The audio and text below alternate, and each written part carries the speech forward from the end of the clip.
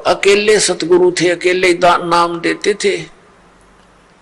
और पुण्यात्मा उस समय ना कोई मीडिया था, ना कोई पुस्तक का लेखन करके कहीं भेजा जा सकता था। आदरणीय धर्मदास साहिब जी ने कबीर साहब की वाणी लिपिबद्ध करके रख ली थी, लेकिन उसको बार बार इतनी को हाथ से लिखने में तो 10 साल फिर लग जाए उसको। तो ऐसे जैसे आजकल परमात्मा ने दया बख्शी है, अक्षर ज्ञान दिया, पेपर दे दिया, इस पर पुस्तक परमात्मा की महिमा लिखकर हमने आपको भेज दी, पुस्तकें बना बना कर। फिर ये इलेक्ट्रॉनिक सिस्टम परमात्मा ने दिया, सीडी का ये बना के दे दी, चिप चल पड़ी परमात्मा की दी हुई है। ये गॉड गिवन इंस्ट्रूमेंट है, ये मनुष्य के सत्र के बनाए हुए नहीं है, ये भूल जाना आप।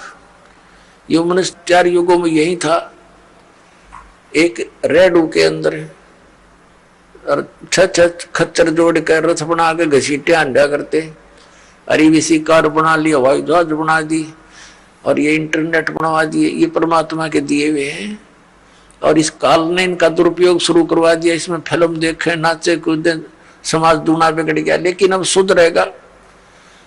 यहाँ पर कोई भी पदार्थ है उसके गुण अवगुण दोनों चले, लेकिन हम अवगुणों को त्याग कर गुणों को ग्रहण करेंगे, हमें ज्ञान हो जाएगा। तो कहने का भाव यह कि 64 लाख शेष होना उस समय एक धानक के, जुल्हे के, ये कोई बड़कों का खेल नहीं है, जिसको हम एक शूद्र कहते थे। एक कवि तक करके कवि कह के सीमित कर दिया था, फाइनल क्लोज कर दी थी उनकी फाइल को। अब वह फाइल फिर खुली उस भगवान की। वो परमात्मा है, हमारे पिता हैं। तो सतगुरु एक ही होता है, तो वो परमात्मा स्वयं सतगुरु भी थे और वो परमेश्वर भी हैं। सतगुरु की भूमिका भी उन्होंने की, वो जगत गुरु भी वही है। और फिर उनका कृपा पात्र, उन्हीं के ज्ञान से युक्त, उनके आदेश अनुसार फिर सतगुरु वही भेजते हैं। तो उस परमात्मा ने स्वयं कहा कि गरीबदास जी वाले पंथ में, 12वें पंथ में आगे चल के मैं स्वयं आऊंगा और धर्मदास इस सारे अज्ञान को हटाऊंगा। अब परमात्मा ने हो सकता है दास को किस इस योग्य देखा होगा, तो अपने कुत्ते को छोड़ दिया भौंकने के लिए, अपने बच्चों को, धनियों को जगाने के लिए।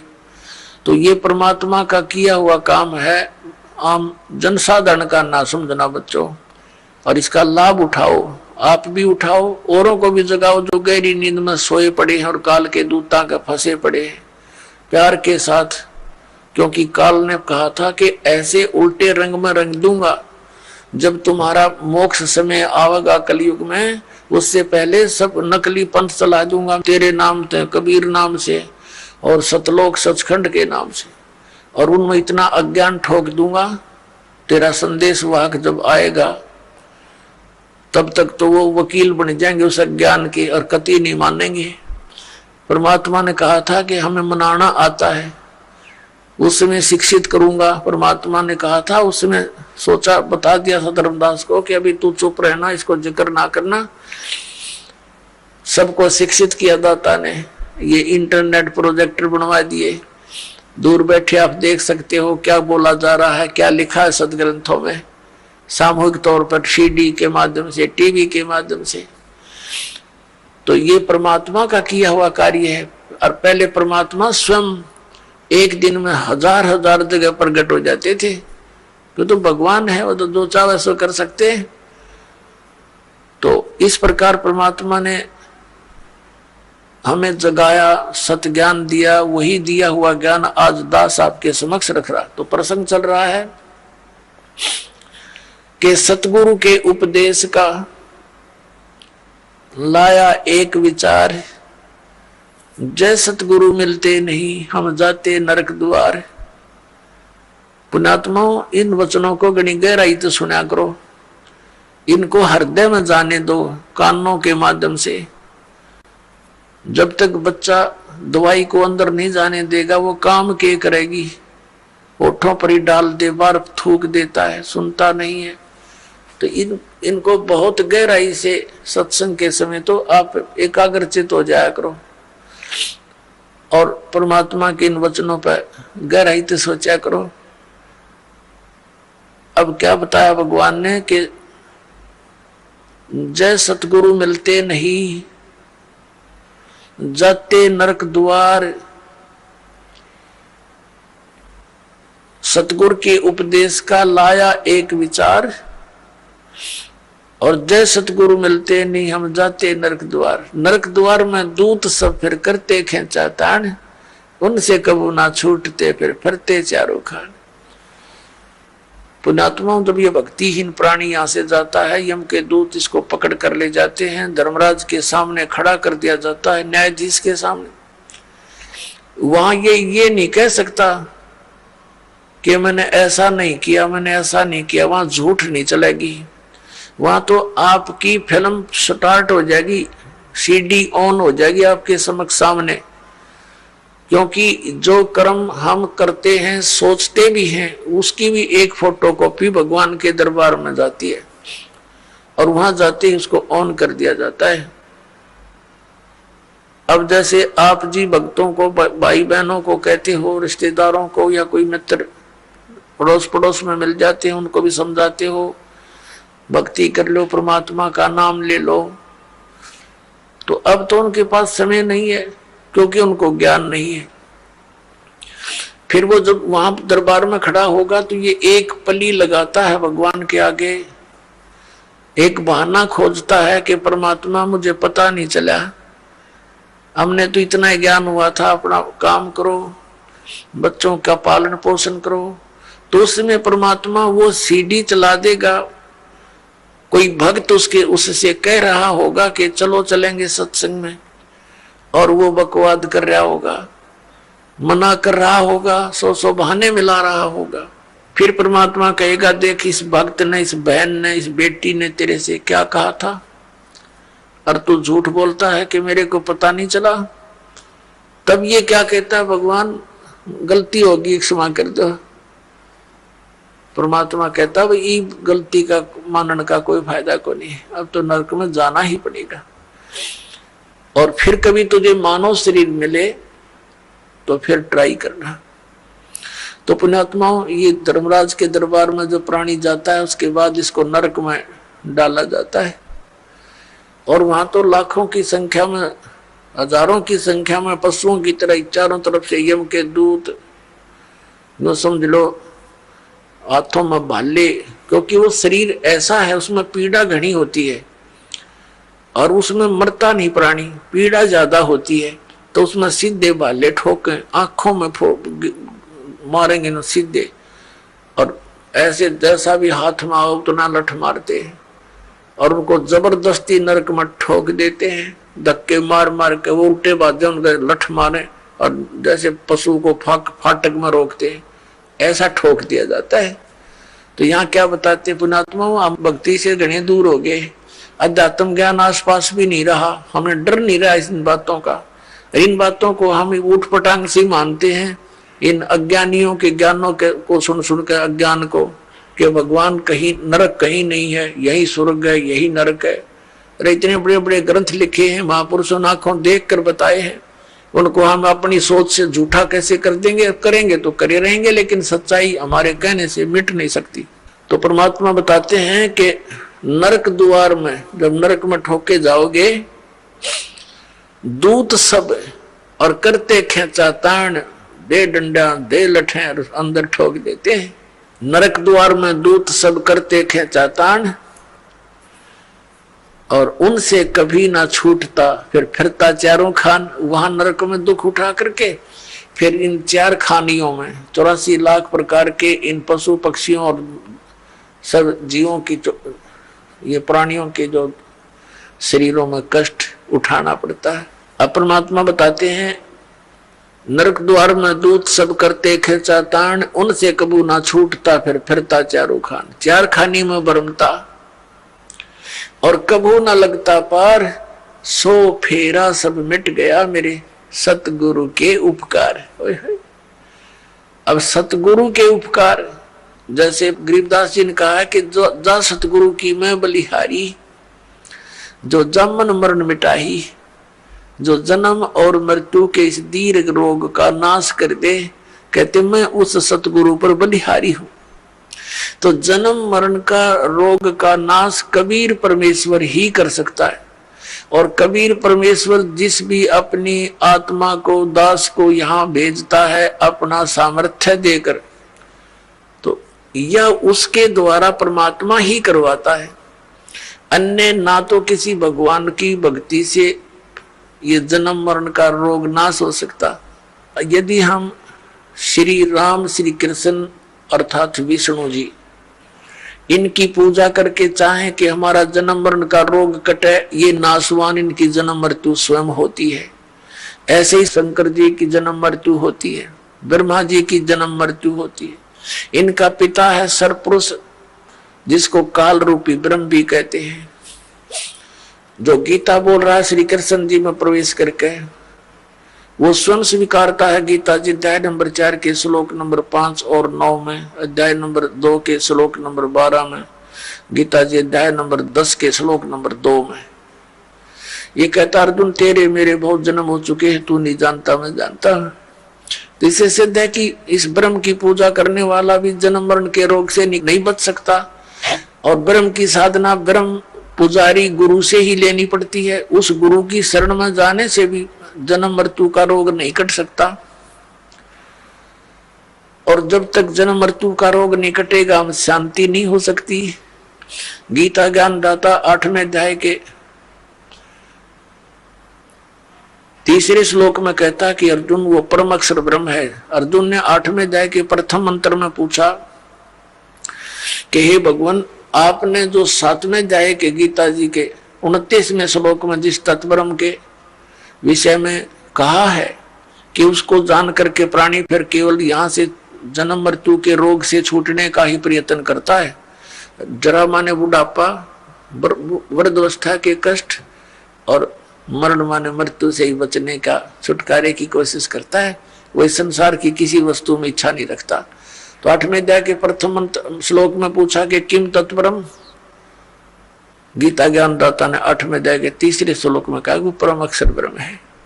फिर 8वें अध्याय के 5 और 7 श्लोक में तो अपने बारे में कह रहा है गीता ज्ञान दाता कि अर्जुन तू मुझ में मन वाला हो, मेरे पर आश्रित हो जा, मेरी भक्ति कर और युद्ध भी कर तो मुझे ही प्राप्त होगा।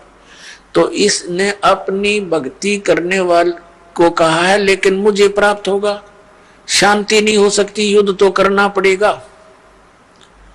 8वें अध्याय के 8, 9, 10 में कहा है कि उस परम अक्षर ब्रह्म की साधना करने वाला प्राणी उसके पास चला जाता है। 15वें अध्याय के 1 से लेकर 4 में कहा कि तत्वदर्शी संत की पहचान बताई है।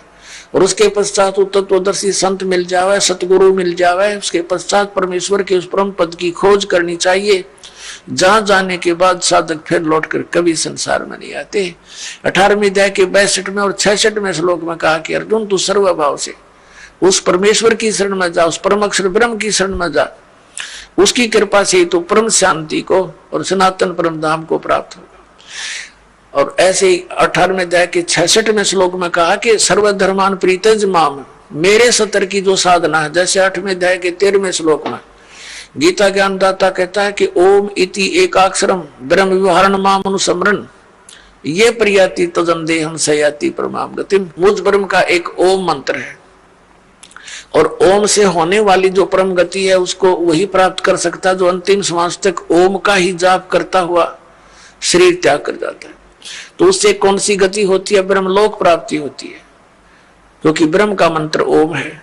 8वें अध्याय के 16वें श्लोक में गीता जी में कहा कि अर्जुन ये ब्रह्मलोक पर्यंत सब पुनरावर्ती में है, वहां गए हुए प्राणी भी फिर जन्म मरण के चक्कर में रहते हैं।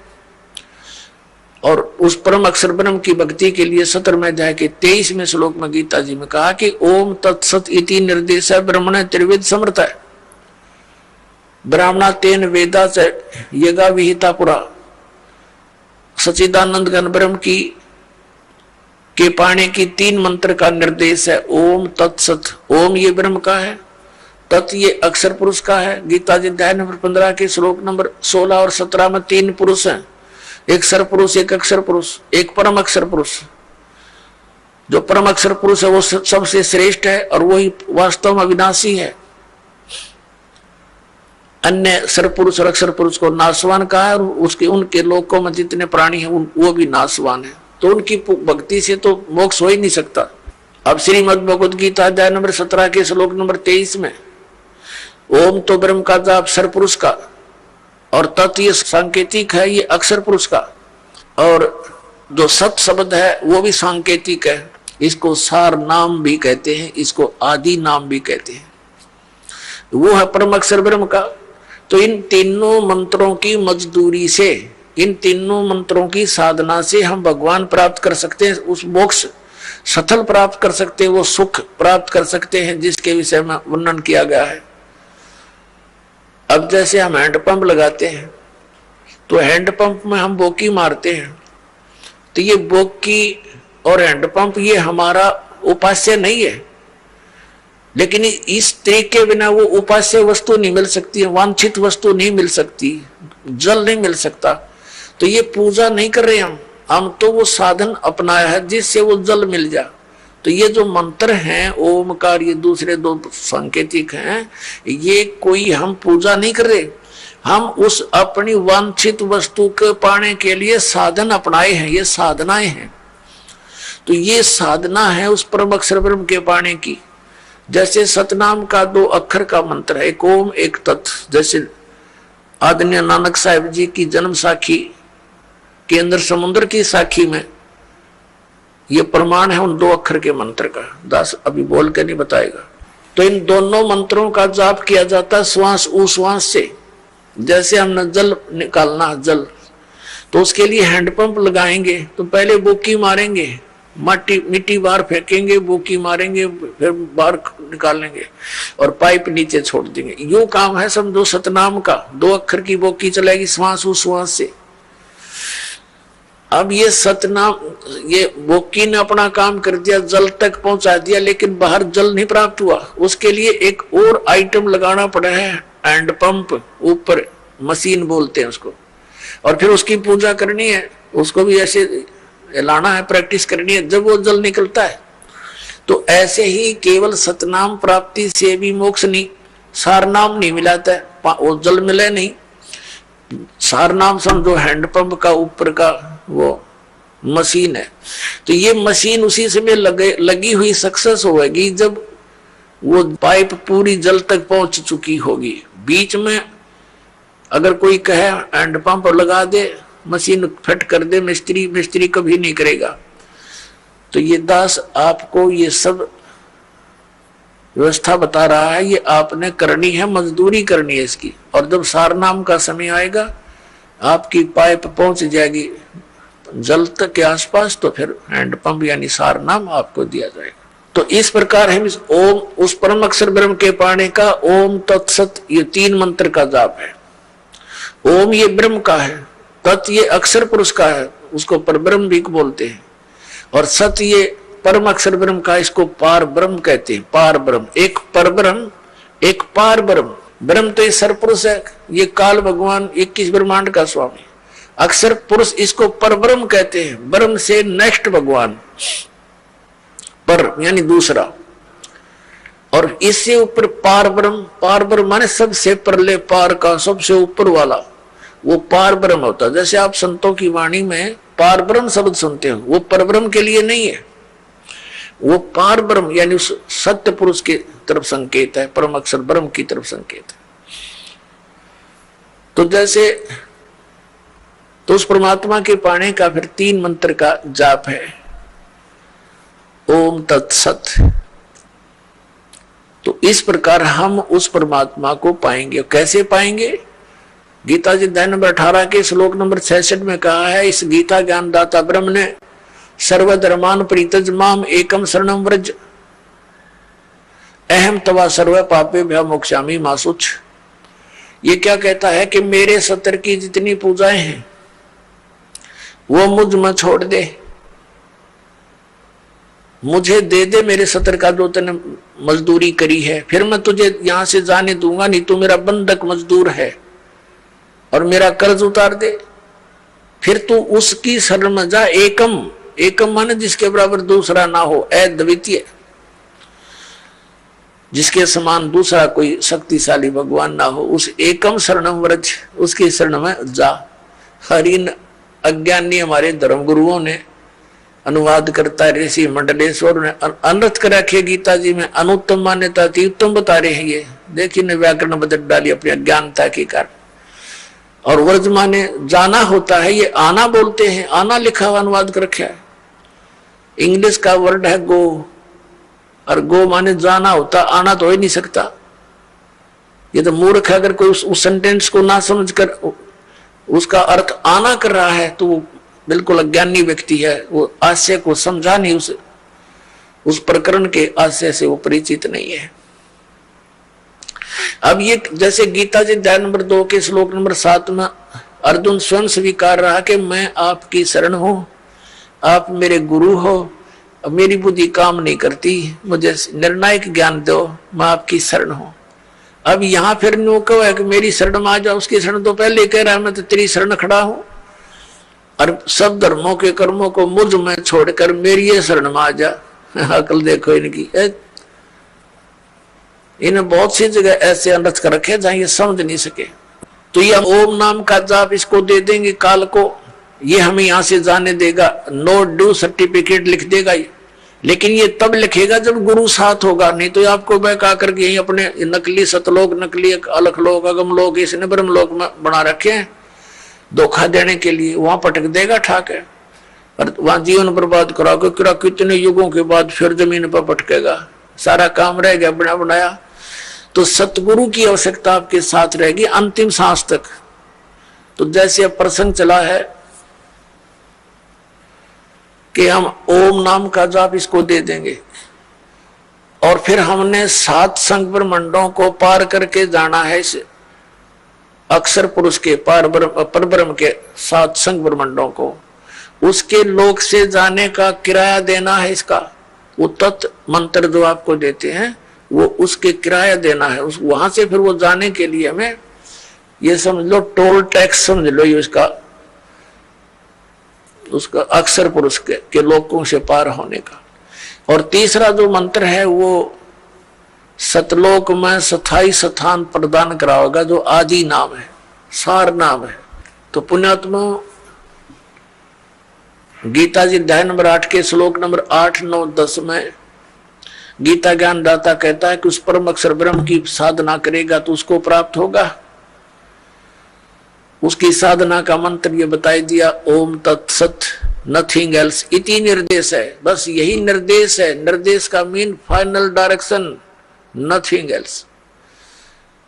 और गीता जी में ना हरे राम हरे कृष्ण, ओम नमः शिवाय, ओम भगवते वासुदेव नमः, ये इस तरह की कोई मंत्र नहीं है। और जो श्रीमद् भगवत गीता में वे ऑफ वर्शिप नहीं है, पूजा का मार्ग नहीं है, उसको जो करता है तो वो शास्त्र विधि को त्याग कर मनमाना आचरण कर रहा है।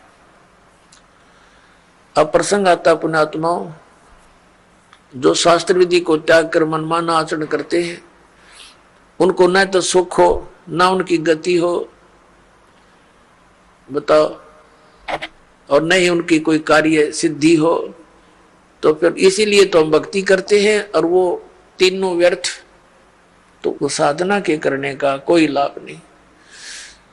इसी कारण से हम नास्तिकता की तरफ चल पड़े, भगवान को खोजते खोजते हम हार थक चुके हैं। अंत में हमने घुटी सूटी का सहारा ले लिया, चोरी ठगी करके हम सेठ साहूकार बनने की चेष्टा कर रहे हैं, वो दूने दुख उठा लेते हैं, पाप इकट्ठे कर लेते हैं। तो इस प्रकार इस ज्ञान से हमें ये विष दिखाई देगा। परमात्मा कहते हैं जैसा दर्द आपना हो ऐसा दान बराने।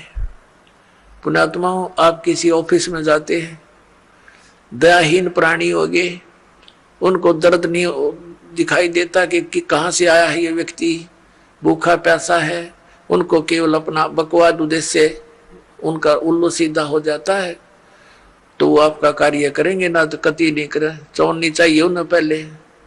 अब दास जब नौकरी लगा 1977 में, तो उसमें कोई एकाध अधिकारी के ऊपर उंगली टिका करती कि वो भ्रष्ट है, बाकी सब ठीक थे। अब एकाध अधिकारी कर्मचारी रह रहा, उस पर उंगली टेके यूं ठीक है, बाकी सब एक जैसे हो गए। तो या क्यों बिजली गिर गई? अज्ञान से। पहले डरते थे भगवान से, भगवान का भय निकल गया और विष खाने लग गए, हाहाकार मच गई। एक शहर में देख लो डॉक्टर है भगवान, दुनिया भर के वैद्य डॉक्टरों की दुकान खुल गई। मेडिकल में जाकर देख लो, किसी में खचाखच भरे पड़े हैं, उधर पाप इकट्ठे करें वहां भोगे पड़े पड़े। यही परमात्मा कहते हैं जीवित जग में जूती पड़े फिर जम तोड़े छाती। हाँ जीवित यहाँ ब्रान माटी होगी, राग गयम के दूध गढ़ेंगे वो न्यारे दुख तुम्हारे ऊपर। तो इस विष ने कौन खाओगा जब ज्ञान हो जाएगा? तो ये कारण क्यों हो गया? क्योंकि हम भगवान के विधान से अपरिचित होकर पाप कर रहे हैं। अब छोटे छोटे बच्चों को दास देखता है, बड़ी खुशी होती है। वो कहता जी मैंने ऐसे बेड़ी उठाकर दे दी गलती से, रोता है मेरा नाम खंड हो गया। तो पुण्यात्मा ये समाज तैयार होगा क्या? ये बच्चे बुराई करेंगे आगे चल के? ये ऐसा सोच समाज तैयार हो जाएगा, इनको देख देख और आदमी भी दूसरे भी इनका अनुसरण करेंगे। छोटे छोटे बालक ऐसे नेक नीति से रह रहे हैं। एक छोटा सा बच्चा, उसको 100 का नोट मिल गया, गली में पड़ा था, आते उसने अपनी माँ को दिया कि वहां पड़ा था। उसकी माँ ने कहा नहीं बेटा इसको हम नहीं प्रयोग करेंगे, इसको उठा के यहाँ दान पात्र में डाल दिया। तो और नहीं तो पहले तो जब ज्ञान ना होता माँ सबसे पहले जेब में डाला है। पहले तो बच्चा ना घर लेकर आवा करा पता नहीं कहाँ उड़ा, उसकी टॉफी खावे रोरन खवावे फिर। तो इस प्रकार परमात्मा के इस ज्ञान से ऐसे रंगे जाओगे आप, सपने में भी नहीं गलती कर सकते। और माया की आवश्यकता होगी तो भगवान दूर नहीं, ये सत्कर मान लेना। भगवान को किस लिए खोजते थे? हमें किस चीज की डिमांड हो आगे धर देगा ठाक, आप कैसे सत्कर मान लेना। भगवान इसी को कहते हैं। ये कोई बालकों का खेल नहीं है। नहीं फिर क्यों ड्रामा करते हैं भक्ति की?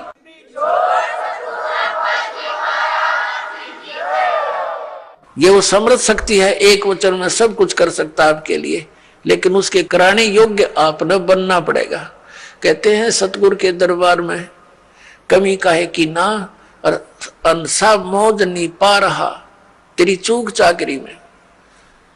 तो अगर इस सच्चे दरबार में किसी चीज की कमी नहीं है और आपके ऊपर मेहर नहीं हो रही है, तो आपकी कोई चाकरी में, आपकी सेवा और शुश्रूषा में कोई त्रुटि है, उसको ठीक कर, तुरंत बिजली आ जाएगी।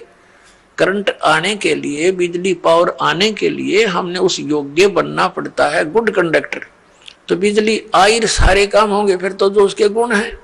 तो उस बिजली को आने के योग्य बनाओ, और इसी तरीके से बनोगे आप, इस ज्ञान से, इस भक्ति से समर्पित हो जाओगे। अब प्रसंग चल रहा है सतगुरु के उपदेश का, लाया एक विचार, जय सतगुरु मिलते नहीं जाते नरक द्वार। अब नरक द्वार में दूध सब करते खेचाता, उनसे कबू ना छूटता, फिर फिरता चारों खाने के दुर्गति होती। चार खानी में भ्रमता कदे ना लगता पार। और ये सब फेरा मिट गया मेरे सतगुरु के उपकार, यानी उस परम संत, उस संत की कृपा से, इस मंत्र की प्राप्ति से मेरा यू सारा जो दुख था ये बाईपास निकल गया। 100 फेरा सब मिट गया मेरे सतगुरु के उपकार। फिर क्या बताते हैं, 7 समुद्र की मसीह करूं और लेखनी करूं बन राय, धरती का कागज करूं गुरु गुण लिखो न जाए। होय होय। अब बता के गुण लिखेंगे इस परम पिता परमात्मा का? इतने कष्टों से हमें निकाल दिया। एक कुत्ते का जीवन लिखने लगो, एक मक्के के दुख है उसके ऊपर। गर्मियों सर्दियों के दिन, सर्दी का मौसम, गली में पड़ा है, पहले वो कोठी में रहता था एसी रूम में बिना भक्ति के, देख कहाँ बड़ा उसका प्लेटफार्म, फिर गली में बैठा है, सह परिवार लेटा है, कुतिया कुत्ते बनकर, ऊपर से वर्षा हो रही है, ठिठुर रहा है, आता जाता उसका लठ मार देता है, और फिर वो भूखा उठता सुबह किसी के द्वार की तरफ भागता है, तो वहां सुबह सुबह कौन उसके लिए वहां परोठे तैयार कर रखा है, उसका डंडा मारेंगे चल। वो फिर दूसरे घर में घुसता है तीसरे मनमान रसोई में पहुंच जा, क्यों भूख लग रही है, तो उसका लागे कड़मा लठ, फिर ट्या ट्या करता हुआ फिर कहाँ पहुंचेगा, कुर्डियां पर गंध खाने के लिए जाएगा वो। पुणात्माओं, ये तो एक दिन की का प्रोसेस है कुत्ते का। इसको सारे गधे कुत्ते सब 84 लाख योनियों को देखते हुए इसको लिखण लगे तो परमात्मा कहते हैं परमात्मा के गुणों का, या पूरी पृथ्वी जितना कागज हो, सातों समुद्रों की इंक हो, ये सब खत्म हो जाए पर परमेश्वर के इस गुण का अंत नहीं। अब पुण्यात्मा परमात्मा बताते हैं, गुरु गोविंद कर जानियो रहियो शब्द समाए, मिले जब दंडवत बंदगी नहीं तो पल पल ध्यान लगावे। गुरु जी को गोविंद यानी परमात्मा तुल मानकर अपना इस भक्ति रूपी गेम को सफल करना। पुण्यात्मा परमात्मा जब आए थे वो स्वयं भगवान थे, और हम उनको ना पहचान कर हम एक सिंपल मैन मानते रहे। आशीर्वाद देते थे, लाभ भी होता था, लेकिन फिर वो जुलाहा दिखा करता, उन्हें भगवान दिखाई ना दिया। इस करके हम सारे रह गए यहीं पर 64 के 64 लाख। अब परमात्मा ने बताया कि गुरु को गोविंद समझकर, भगवान समझकर डील करो, ट्रीट करो उसको। जैसे ये दास तो भगवान नहीं है, लेकिन वो परमात्मा ऐसे ही दास की तरह रोल करके चले गए, वो भगवान थे और काल हमारी रोल मार गया नू। तो इसलिए परमात्मा ने कहा है कि गुरु जी को तुमने परमात्मा मानकर अपने इस भक्ति मार्ग को सफल करना होगा, ना कतई नहीं होगा ये तुम्हारा। जैसे गणित के अंदर एक ऋण का प्रश्न होता है, उसमें मूल धन ज्ञात करना होता है, उसके लिए मानना पड़ता है, मान लो मूल धन 100 रुपये। वो 100 रुपये मूल धन नहीं होता, मूल धन तो अरबों खरबों में होता है, करोड़ों में होता है। वो मूल धन अरबों करोड़ों वाला प्राप्त करने के लिए हमने 100 रुपये मूल धन मानना पड़ेगा। ये मजबूरी समझ लो, ये जरूरी समझो, इसके बिना वो मिल नहीं सकता। हमने जिस मूल धन की हम खोज कर रहे हैं और वो नहीं मिला तो हम फेल हो गए, नंबर 0 हमारे। तो गुरु जी को आप जी ने ये समझना पड़ेगा कि भगवान ही बैठे। जैसे हम परमात्मा के पास जाएंगे तो हम कैसे डील करेंगे उनको, जैसा इस दास को करोगे ये आपका स्वभाव बनेगा, यही भाव बना रहेगा। तो इस भाव और स्वभाव को हमने यही चेंज करके जाना पड़ेगा उसके दरबार में। और वहां जाकर फिर मन में 2 सटपट रहेगी तो फिर पटक देंगे उल्टे ठाके। वहां तो छालनी में छाने जाओगे पुण्यात्मा, उड़ब कोई किसी की गवाही की जरूरत को नहीं। तो इसलिए हमने परमात्मा बताते हैं, गुरु गोविंद कर जानियो रहियो शब्द समाए, यानी जो मंत्र दे दिया उसका जाप करते रहना। और मिले गुरु जी जब दंडवत बंदगी प्रणाम करे, और बाद में नहीं तो पल पल ध्यान लगावे, यानी उनकी याद रखे इन गुणों को। हे भगवान, जब आपको पुण्यात्मा अमिताभ बालक को, छोटे से बच्चे को 2 साल का, कोई 3 वर्ष का, यानी जिस दिन नाम मिला उसी दिन से आपकी ये भक्ति मार्ग में आयु काउंट होती है। तो कोई 4 वर्ष का, कोई 5 वर्ष का, कोई 10 वर्ष का, तो बच्चे ही गिने जाते हैं। जब आप थोड़े से मैच्योर हो जाओगे तो फिर देखना आपकी स्थिति, आप रोया करोगे बैठ कर, भगवान जुल्म हो गया था, मनुष्य जीवन इतना अनमोल था, कौड़ी बदले जा था। और फिर इस दास की आपको उपयोगिता का पता चलेगा, फिर उसकी भूल पड़ ही नहीं सकती। इतना उपयोगी वस्तु एक पल भी नहीं हम दूर हो सकते जिसमें इतना लगाव बन जाएगा, ऐसा खिंचाव बनेगा। और ये लगाव, ये खिंचाव ही आपको सतलोक लेके जाएगा। जैसे हम इस काल भगवान के ऊपर आसक्त हुए और इतने आसक्त हो गए कि डटे नहीं डटे, वहां पर इतना सुख छोड़कर हम इस गंध में आ गए, केवल इसकी चाह, इसके ऊपर आसक्त हो गए। अब इसके असलियत का पता आपको लग जाएगा। तो 1 नंबर का विलियन है, सब धोखा करके काम करावे, बला तुम्हारे से सारा काम करवा रहा है और आप खा रहा हमारे को। तो फिर आपका इससे दिल लटेगा और परमात्मा की तरफ जाने के लिए आपको इस दास के अतिरिक्त पृथ्वी पर कुछ दिखाई नहीं देगा। तो फिर अपने आप आपकी आशा आपकी हर तरह से हट करके व्यक्ति इस दास पर जो है ना इकट्ठी हो जाएगी, एकत्रित हो जाएगी। और इतनी कसक हो जाएगी कि आप डांटे नहीं डट सकते। और यह भक्ति की शक्ति जो दास ने बताया, कमाई तुम्हारे साथ होगी। तो इस प्रकार फिर हम सतलोक जा सकेंगे, नहीं तो यह बात बनेगी नहीं जल्दी से। अब फिर क्या बताया है कि कबीर हरि जय रूठ जा, गुरु की शरण में जावे, कहें कबीर गुरु रूठ गए, हर ना होते सहाय। जैसे क्या बताते हैं, जो व्यक्ति अपने पाप कर्मों के कारण दुखी होते हैं तो वो कहा करते हैं कि हमारा राम रूठ गया, हमारा राम रूठ गया, नए नए दुख आने लग गए हमारे ऊपर। और जो सुखी होते हैं उनको यूं कहा करते, इनका राम राज्य है, इनके ऊपर भगवान प्रसन्न है। और जो दुखी होते हैं वो कहते हैं हमारा राम रूठ गया। अब पुण्यात्माओं, जब तक हमारे पुण्य चलते हैं तो हमें सब सुख सुविधाएं उपलब्ध होती हैं, तो ऐसे लगता है कि हमारा राम राज्य है, प्रसन्न है। और जिनके पुण्य खत्म हो गए, उनके पाप शुरू हो गए, तो उनका राम रूठ गया। अब जैसे गुरु गोविंद दोनों खड़े, किसके लागू पाए, बलिहारी गुरु अपना, जिन गोविंद दियो मिलाए। अब क्या बताते हैं, परमात्मा ने कितना एग्जाम्पल दिया हमारे को समझाने के लिए। कैसा उदाहरण दिया है कि जैसे आप कहीं खेतों में एकांत स्थान पर या कहीं पर मजदूरी कर रहे हो, कोई कार्य कर रहे हो, मटका भर ले गए पानी का घड़ा घट, और जब तक उसमें जल है तो नो प्रॉब्लम, प्यास लगी घट घट पिया, फिर काम लाएंगे। और जब वो घट यानी घड़े में पानी खत्म हो गया, जल खत्म हो गया, तो समस्या उत्पन्न हुई।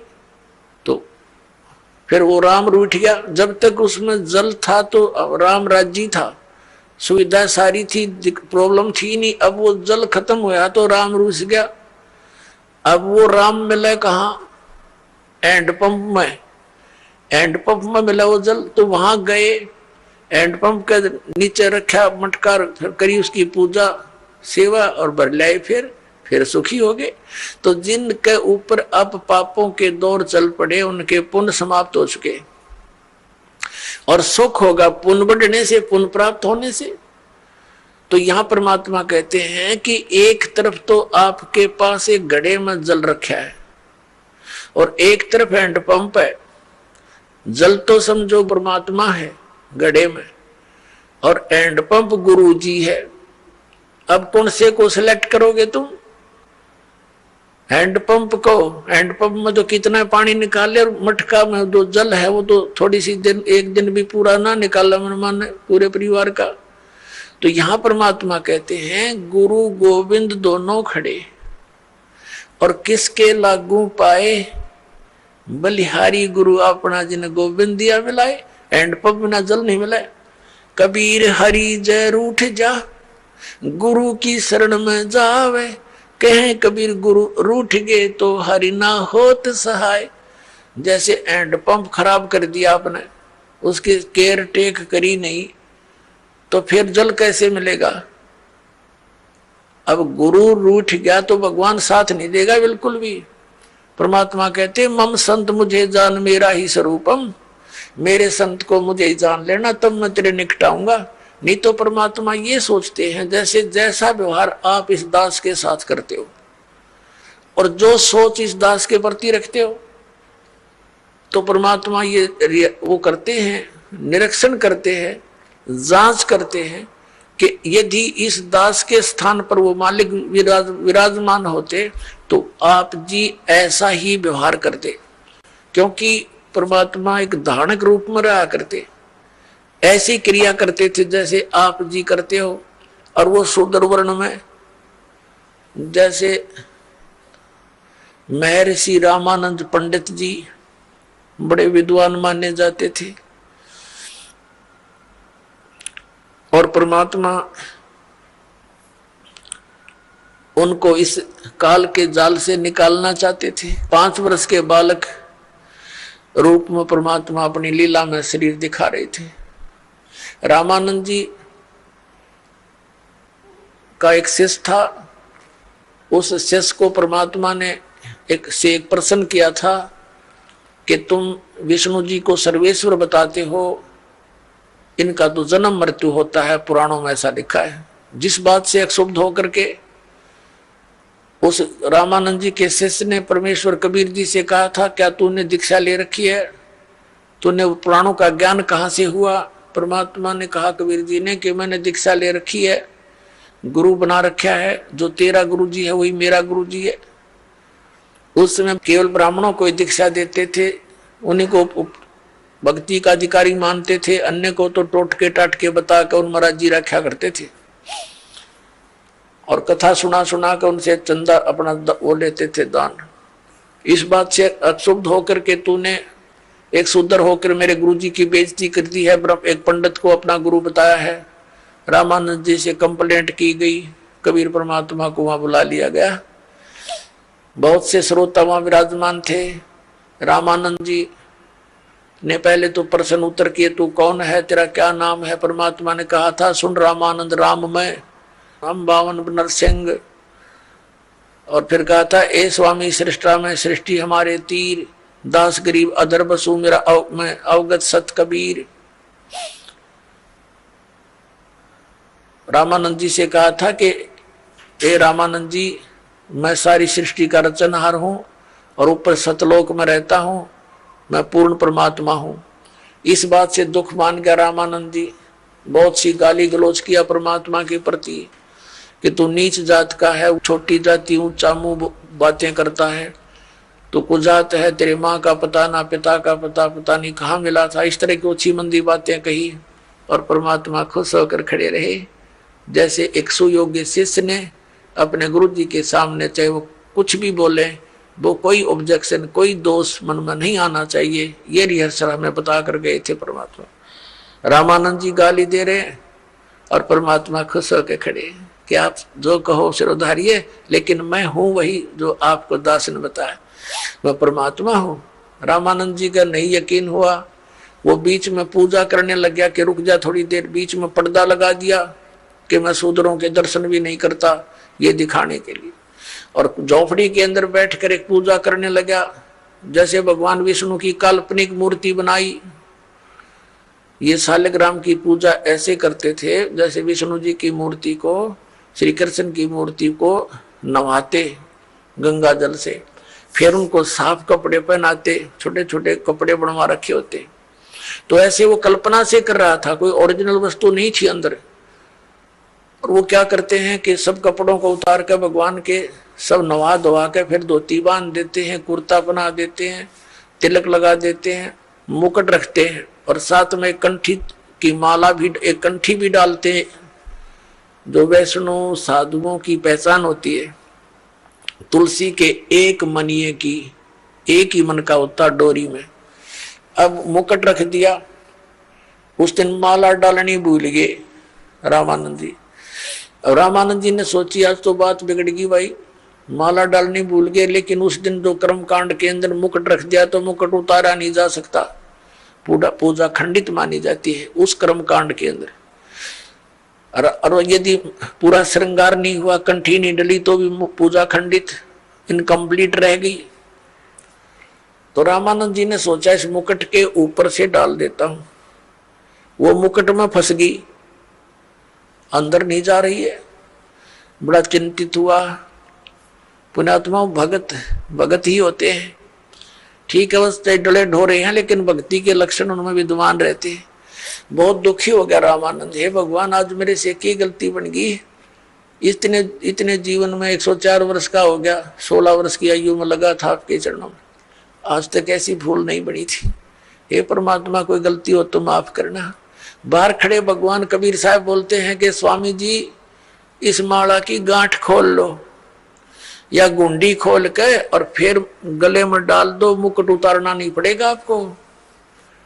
अपनात्माओं, एक छोटा सा बालक और शूद्र वर्ण में जुलाहे जाति में और जिन जुलाहों को, शूद्रों को वो ब्राह्मण लोग छूने भी नहीं देते थे, अपने शरीर से दूर 10 कदम दूर रखते थे। अब इसको ब्राह्मण कहते हैं। ब्राह्मण सो जो ब्रह्म पहचान है, जो भगवान को पहचान ले वो ब्राह्मण है, ना तो सूखे डले डोहे प्राणी। अब जब रामानंद ब्राह्मण ने देखा कि ये कबीर, ये तो परमात्मा खड़े हैं जिसने मेरे मन की बात बता दी, मैं तो कोई कल्पना कर रहा था, मन में सोच ही रहा था, मेरे मन की बात बता दी। अब वो पर्दा दिया फेंक, और सामने हजारों की संख्या में ब्राह्मण दर्शक बैठे कि आज कबीर की पिटाई होगी और रामानंद जी कहेगा कि मैंने इसको दीक्षा नहीं दी, ये झूठ बोलता है। रामानंद जी ने देखा बाहर के पूरा ब्राह्मण वर्ग समाज खड़ा है और उधर एक भगवान खड़ा है शूद्र रूप में। तो कहते परमात्मा कहते हैं वक्त पड़े सौदा करे और बाढ़ में जाओ, युग थोथा ज्ञान। उसी समय उस बालक की को ऐसे अपने सीने से लगा दिया परमात्मा को रामानंद जी ने। बोलो सतगुरुदेव की।